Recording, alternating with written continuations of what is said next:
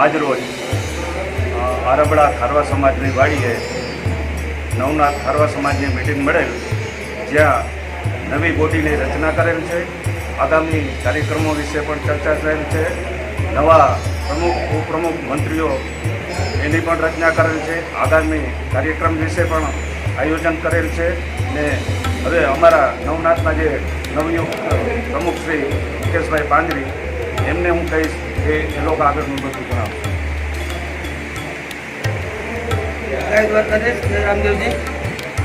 આજરોજ આરબડા મુકામે નવગામ ખારવા સમાજનું સંમેલન જે હતું તેમાં નવી કમિટીની રચના તેમજ અમારી સમાજને આગામી દિવસોમાં કેટલા પ્રયત્નો કરવાથી અમારી સમાજને આગળ વધે, શિક્ષણ ક્ષેત્રે, રોજગારી ક્ષેત્રે અને સમાજનું પ્રભુત્વ આજ રાજકીયમાં નથી તો એમાં પણ અમારો ફાળો થાય તો અમારા કચ્છના સમાજના જે 4 ગામો હતા એનો પણ આજે અમે સમાવેશ કરેલ છે.